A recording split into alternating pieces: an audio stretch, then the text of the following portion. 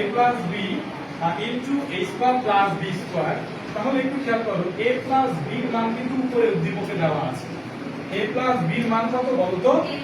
a m m, আর a square plus b square এর মান কত বলো তো? n। তাহলে আমরা পরবর্তী লাইনে এখানে কি করতে পারি? চিন্তা ছিল লিখবো, আর a plus b এর পরিবর্তে n লিখতে পারি, আর a square plus b square এর পরিবর্তে কি লিখতে পারি বলো? n লিখতে পারি। তো আমাদের আমি যদি ভুল না করি তাহলে আমাদের ডান পক্ষ এটাই আছে। তাহলে এখানে কি বললো? এখানে প্রথমত বললো এই তিনটা মান দেওয়া আছে, এই তিনটা মান থেকে m cube plus 2 b cube এর থেকে প্রমাণ করো Cm এর। তাহলে এখানে বাম পক্ষ তুললাম, এবার m এর পরিবর্তে দেখো a প্লাস b লেখা যায়, লিখেছি। বুঝতে অসুবিধা? সবাই বুঝেছি?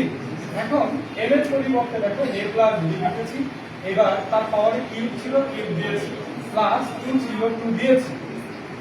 p কিউব আমরা দেখতেছি যে p কিউবের একটা ভ্যালু দেওয়া আছে, সেটা কত? a cube plus b cube. তাহলে এখানে দেখো p কিউবের পরিবর্তে a cube plus b cube লিখেছি। এরপরে দেখো কি করছি? a প্লাস b হোল কিউব। তো এইটার একটা আমরা ফর্মুলা জানি, যেটা a cube plus 3a square b plus 3ab square plus b cube.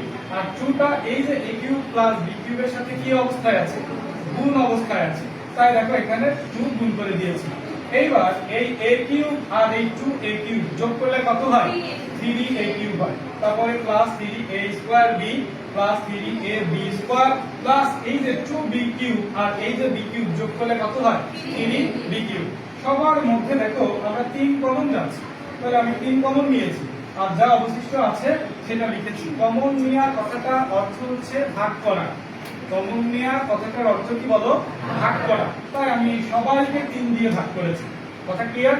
এইবার এই যে প্রথম এই দুইটা অংশ থেকে দেখো a cube plus a square b আছে, তাহলে এখান থেকে a স্কয়ার কমন নিয়েছি, তিনটা থেকে দুইটা কমন নিলে বাইরে থাকে একটা, তাহলে a প্লাস আছে প্লাস আছে, এখানে a স্কয়ার চলে গেছে, থাকে কি বলো? b, তাহলে b প্লাস প্লাস। এইবার এই অংশ থেকে দেখো b স্কয়ার b কিউব, তাহলে কি কমন যায়? b স্কয়ার, তো b স্কয়ার কমন নিয়েছি।